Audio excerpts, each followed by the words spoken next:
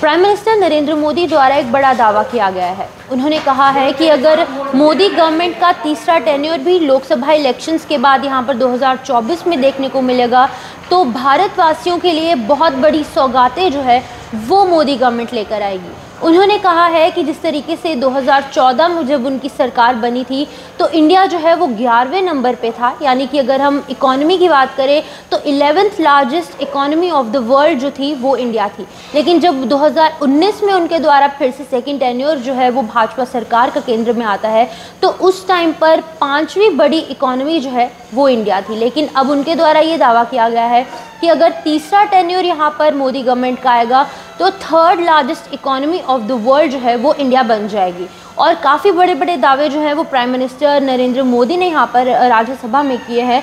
उनके द्वारा यहाँ पर ये कहा गया है कि आने वाले 5 सालों में गरीब को पीएम आवास जो देने हैं उस पर ध्यान केंद्रित किया जाएगा। और उसी के साथ साथ उन्होंने बुलेट ट्रेन को लेकर भी एक बड़ा बयान दिया है। उनका यहाँ पर ये कहना है कि भारतवासी जो हैं बहुत ही जल्द अब बुलेट ट्रेन की सवारी करेंगे, यानी कि इंडिया में अब बहुत ही जल्द बुलेट ट्रेन जो है वो दौड़ेगी। बता दूं कि उन्होंने ये भी कहा है कि 5 सालों में सोलर पावर से बिजली बिल ज़ीरो होगा, यानी कि देश के करोड़ों नागरिकों का बिजली बिल ज़ीरो होगा। और अगर ठीक से किया जाएगा तो अपने घर पर बिजली बनाकर बेची भी जा सकती है। और काफ़ी सारी सौगातें जो है वो मोदी गवर्नमेंट अपने 3rd टेन्योर में भारतवासियों के लिए लेकर आएगी।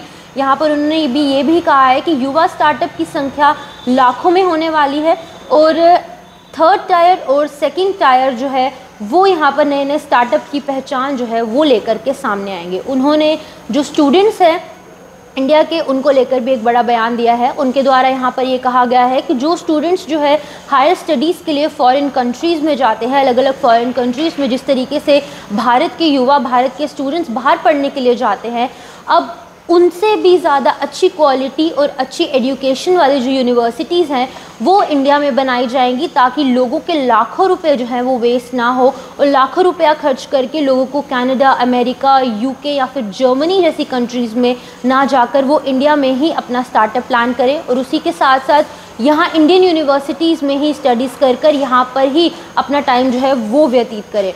उनके द्वारा और भी काफ़ी कुछ कहा गया है। उन्होंने कहा है कि जिस तरीके से मध्यम वर्ग के लाखों बच्चे फॉरेन कंट्रीज़ में जाकर पढ़ते हैं, वैसी ही जो क्वालिटी ऑफ एजुकेशन है और क्वालिटी ऑफ मेडिकल फैसिलिटीज़ वो यहाँ इंडिया में लाना चाहते हैं। और उसी के साथ साथ उन्होंने हॉस्पिटल्स को लेकर भी एक बड़ा बयान दिया है। उन्होंने कहा है कि जिस तरीके से यहाँ पर डॉक्टर्स की कमी हमेशा से रही है इंडिया में, अब इन डॉक्टर्स की कमी को दूर किया जाएगा और ज़्यादा से ज़्यादा डॉक्टर्स की नियुक्ति जो है वो यहाँ पर देखने को मिल सकती है।